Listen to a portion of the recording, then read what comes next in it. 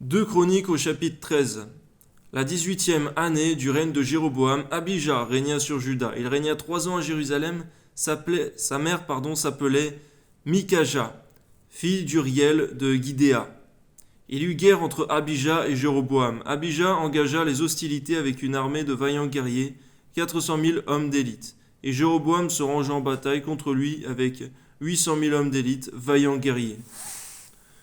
Du haut du mont Tsémaraïm, qui fait partie de la montagne d'Éphraïm, Abijah se leva et dit : Écoutez-moi, Jéroboam et tout Israël, ne devez-vous pas savoir que l'Éternel, le Dieu d'Israël, a donné pour toujours à David la royauté sur Israël, à lui et à ses fils, par une alliance inviolable ?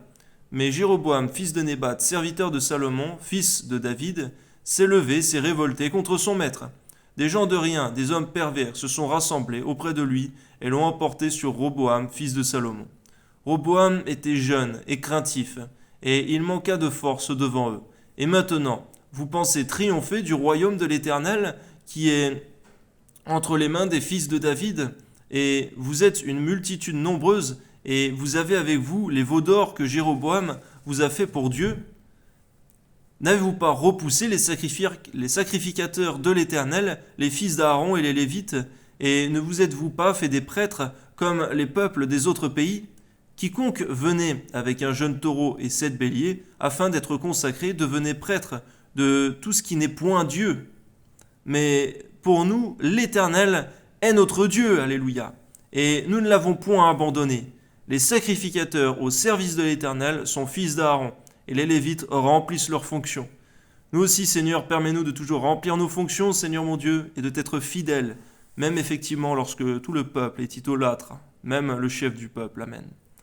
Nous offrons chaque matin et chaque soir des holocaustes à l'Éternel. Nous brûlons le parfum odoriférant, nous mettons les pains de proposition sur la table pure, et nous allumons chaque soir le chandelier d'or et ses lampes, car nous observons les commandements de l'Éternel, notre Dieu, et vous l'avez abandonné.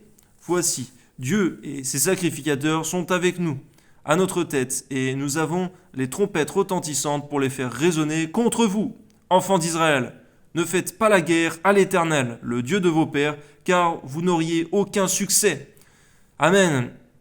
Oui, Seigneur, ces gens-là savaient, Seigneur mon Dieu, que lorsque tu étais avec quelqu'un, Seigneur, il avait le succès, la victoire, le triomphe sur ses adversaires. Que ton nom soit béni, Seigneur, au nom de Jésus. Amen. Jéroboam les prit par derrière au moyen d'une embuscade, et ses troupes étaient en face de Juda, qui avait l'embuscade par derrière. Ceux de Juda, s'étant retournés, eurent à combattre devant et derrière. Ils crièrent à l'Éternel, et les sacrificateurs sonnèrent des trompettes. Alléluia. Donne-nous de nous servir, Seigneur mon Dieu, et bien des outils, Seigneur, que tu nous donnes de disposer par ton Esprit Saint, Seigneur, aujourd'hui. Amen. Les hommes de Juda poussèrent un cri de guerre, et au cri de guerre des hommes de Juda, l'Éternel frappa Jéroboam et tout Israël devant Abijah et Juda. Les enfants d'Israël s'enfuirent devant Juda, et Dieu les livra entre ses mains. Alléluia, Seigneur, tu es tout-puissant. Abijah et son peuple leur firent éprouver une grande défaite, et 5000 hommes d'élite tombèrent morts parmi ceux d'Israël. Les enfants d'Israël furent humiliés en ce temps, et les enfants de Juda remportèrent la victoire, parce qu'ils s'étaient appuyés sur l'Éternel, le Dieu de leur père. Alléluia. Abijah poursuivit Jéroboam et lui prit des villes, Béthel et les villes de son ressort, Jéchana et les villes de son ressort, et Éphron et les villes de son ressort. Jéroboam n'eut plus de force du temps d'Abijah, et l'Éternel le frappa, et il mourut. On voit que c'est grave de pécher contre toi, contre tes serviteurs, surtout lorsqu'ils crient à toi. Amen. Mais Abijah devint puissant. Il eut 14 femmes. Il engendra 22 fils et 16 filles. Le reste des actions d'Abijah, ce qu'il a fait, ce qu'il a dit, cela est écrit dans les mémoires du prophète Iddo. Abijah se coucha avec ses pères, et on l'enterra dans la ville de David. Et Asa, son fils, régna à sa place. De son temps, le pays fut en repos pendant 10 ans. Merci, Seigneur mon Dieu, parce qu'il y eut encore, Seigneur, des serviteurs fidèles à toi.